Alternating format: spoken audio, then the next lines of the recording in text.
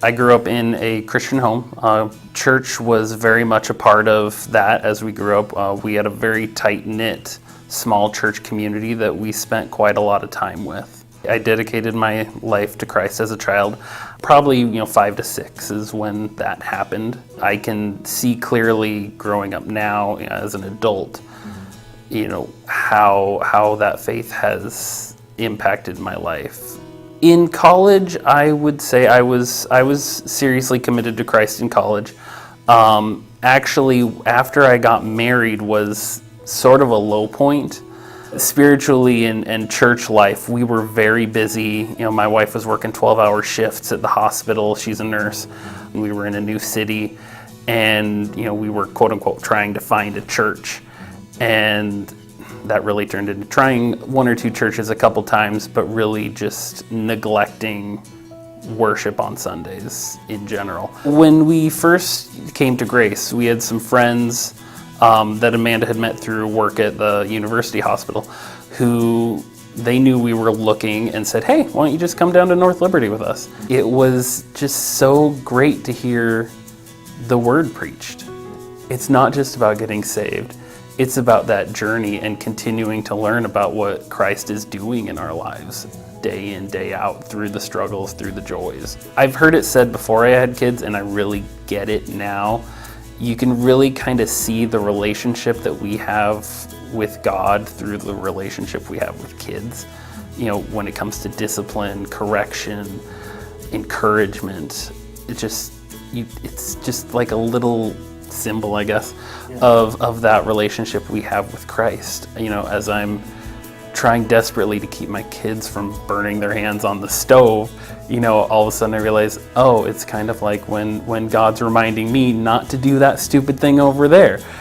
And when they whine and throw fits because I'm trying to protect them, is that how I am? Yeah, it kind of is. I feel as though, my relationship with Christ is growing, daily. A big part of that is, my wife and I realized a month or so back, we're not praying as much as we should. We're not including the kids in that prayer either when we do it. And so we've made a concerted effort in our lives to stop, when things are rough, stop and pray. When we're starting the day, let's just stop, gather around as a family, let's pray about it. Let's pray for this day. Thank the Lord for what we're about to do, and pray for his help as we go along. Making that change just in habit, which leads to wanting to do it more, it's had a huge impact on our lives. When we look at what we have, we have nothing. When we look at what Christ has, he has everything, and he's reconciled those together. That is an image in the Bible that's always resonated with me, is that idea of us being reconciled to Christ and what that really means. The thing that God's been showing in my life that really resonates is his timing, and his timing being far superior to my timing. Inevitably, we find out that what we want to do isn't in line, timeline-wise, with where the Lord wants us at that point. When it comes to finding houses, when it comes to educating the kids, when it comes to all of those things in life, we're coming up to the point where our kids are getting older and we're allocating our time more.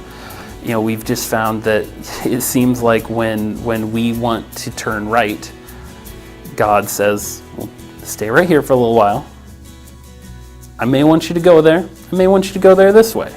But it always ends up being a much better experience when we stop and let the Lord do it in his way.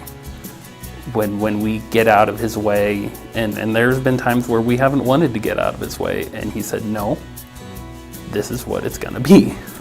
Especially recently, that's been something that he's been showing us is just to be patient for his timing and for his plans.